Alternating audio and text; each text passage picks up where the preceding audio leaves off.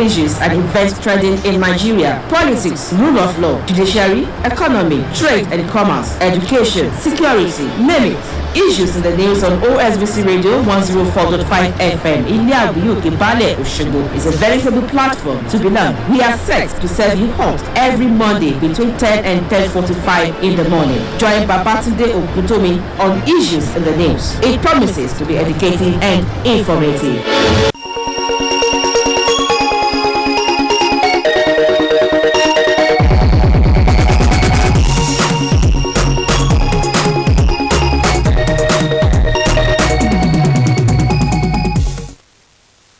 Good morning, welcome to Issues in the News on this platform.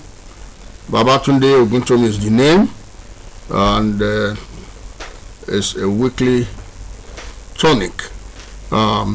This morning, Nigeria's electoral body, INEC, is preparing for possible runoff ahead of the 2023 presidential election, and it is to disallow underage Nigerians from taking part in that polls.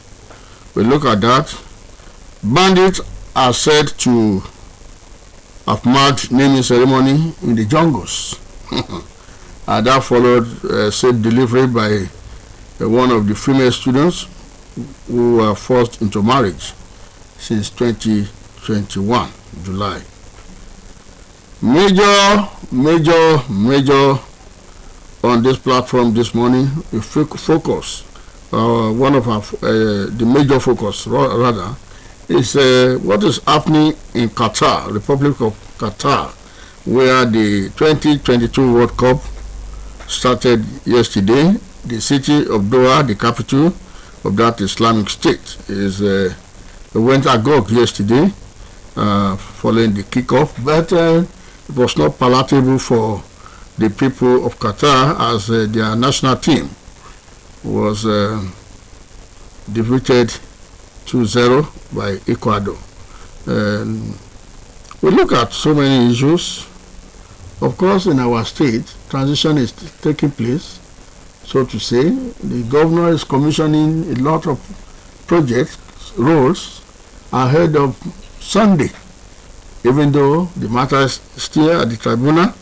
But comes what may, Sunday is in the hands of God, and taking things as normal, we expect a change of batting, regardless of whatever happens at the tribunal. The guest this morning is my friend and brother, Muidi Adeleke, Director of Sports, OSBC. You're welcome. Thank you so much, Mr. Tunde Oguntomi. Why the emphasis on Mr.? you know the tradition in the industry. It's Mr. It's Mr. When a prefix, Mr. is affixed. It has a connotative meaning. Exactly. So I got what you said. According to Saint, I got what you said. Okay.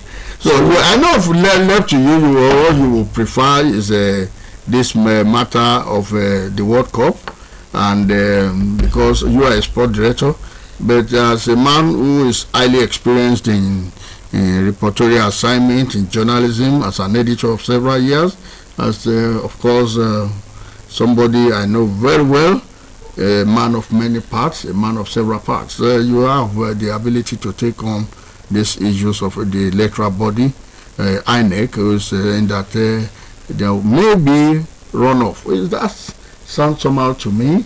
We are yet to have the election. The electoral body is already preparing or dreaming or assuming that the votes may not produce, the first round of ballots may not produce a president. Do you expect that? Yes, I'm happy to be on Issues in the News this morning, and I say good morning to our esteemed listener. Let me just say that the Independent National Electoral Commission, INEC, is saddled with the conduct of not only with the conduct of the elections, as the case may be, general elections involving the office of the president, the vice president, which is a joint, which is run on a joint ticket by all the political parties that have candidates. There are other offices, including National Assembly, the 2 chambers of National Assembly. Then the office of the governor, among other elective positions, which come directly under the supervision of INEC. Besides the registration of voters, and then the supervision of the primary elections of political parties. You know, INEC is saddled with those responsibilities. But by and large, whoever is put in the saddle must always ensure that necessary preparations are made for eventualities. You don't always assume that the election will be concluded just like that. In case 2 candidates tie, or I mean, as the case may be, it is incumbent on the electoral body to see to the organization of election. According to the chairman of the election, chairman of INEC, he said the commission has always prepared for all elections and that it will not have the time to start printing new ballot papers within a space of 3 weeks in the event of a tie. If there is a tie, you know, it will be cumbersome. It will be practically difficult, if not impossible. Let's look at the way the political landscape is presently configured. We have about 4 major presidential or non-presidential candidates, or 5. We have the PDP's Atiku Abubakar. We have the APC's all of them are known. Ahmed Tinubu. Yes. We have Konkoso. We have Obi. Then we have one Adebayo of the SDP. Now, are you looking at it from the perspective that the votes may be very, the outcome of that election may be very, very close to warrant that we will now go to second round of balloting? Let me tell you one thing. It is us, or the people, that do say we have about 4 major contenders in every contest, including election. There will be contenders, there will be pretenders. There might be more pretenders than contenders. You take a look at the antecedents. Take a look at the popularity of the party, the platforms on which all the assumed contenders are contesting.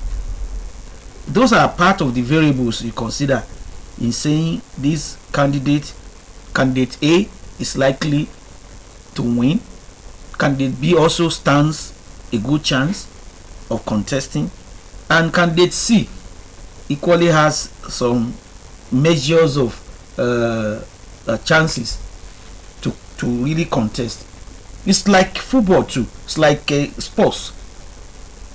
You will say in England you want to say that the big 4 now it's been extended to the big 6. In England currently, Manchester City are seen to be, they are the defending champions, and they look a bit formidable. So now what I'm saying, I'm only alluding. I know. I'm alluding. You want to say that Arsenal are currently leading the table. Some will say they are pretenders, but today people are seeing Arsenal as contenders. So what you are saying, since 1999, we have not gotten an election that dovetailed into rerun.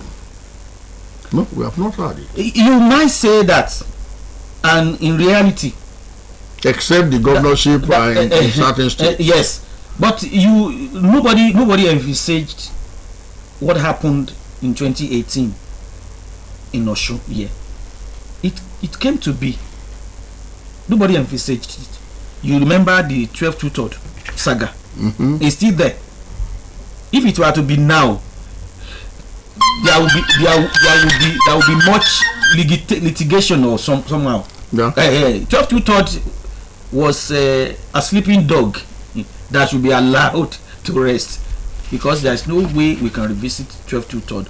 But some political parties or candidates will have felt undone by the interpretation of 12-2 when it happened. So anything can happen, and it's always better to be adequately prepared for eventualities. Okay, now let's look at the PDP, for instance.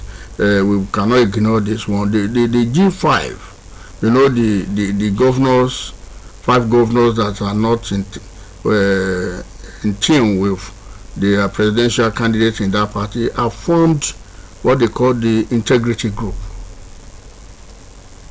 Yes. Your reaction? They are not leaving the party, not ready to leave the party, not ready for conciliation. Are they playing a spoiler's role? In politics, all is well, they say. In politics, because every participant in political business, first and foremost, we always want to protect his or her interest. So the G5 is trying to protect the interest of the southern part, or will I say region, when you say north and the south.